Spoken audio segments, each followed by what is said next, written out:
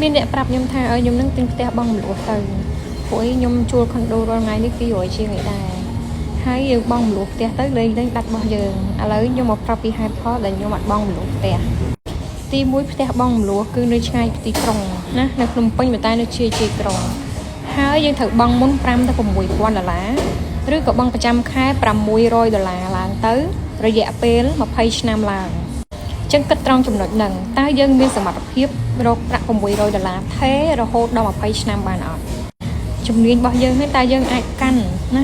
រយៈពេល6ឆ្នាំថេរបង់រំលោះផ្ទះ$600ជារៀងរាល់ខែរហូតដល់20ឆ្នាំបានអត់មួយទៀតផ្ទះនៅឆ្ងាយក្រុងគ្រាន់តែជិះឡានជិះម៉ូតូមកធ្វើការចៀតណាស្ទះផ្លូវចំណាយសាំងអស់ប្រមាណជារៀងរាល់ថ្ងៃអញ្ចឹងខ្ញុំគិតថាខ្ញុំអត់មានលទ្ធភាពសម្រាប់ការទិញបុរីនៅឆ្ងាយក្រុងបងមុន5-6,000ហើយបងប្រចាំខែ$600រយៈពេល20ឆ្នាំអីទេមើលទៅខ្ញុំគិតថាជំនាញខ្ញុំមិនអាចជាងដល់20ឆ្នាំទេខ្ញុំមិនអាចរកលុយបែបនឹងបាន20ឆ្នាំទេខ្ញុំគិតថាអត់នឹងហើយបើសិនជាខ្ញុំបង់ខ្ញុំខាតពេលវេលាខាតថ្លៃសាំងច្រើនមែនតើអត់ចំណេញសោះអញ្ចឹងបើខ្ញុំចំណាយពេលតែ$200ជាង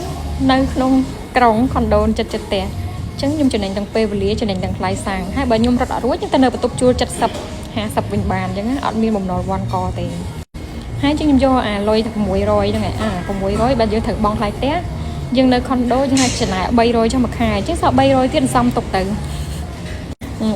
ហ្នឹងយើងគុណនឹង20ឆ្នាំហ្នឹងទៅយើងមានលុយទិញផ្ទះដែរហ្នឹងឃើញអត់ឃើញហ៎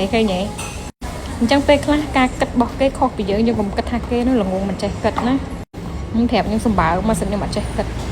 ឡូវខ្ញុំឲ្យអ្នកឯងគិតវិញអញ្ចឹងខ្ញុំកុំវាយតម្លៃអ្នកណាគេម្នាក់ណាបើសិនជាខ្ញុំមានបុរីជាខ្លួនឯងប៉ុន្តែវាអត់ទាន់ដាច់ជារបស់ខ្ញុំផងហ្នឹង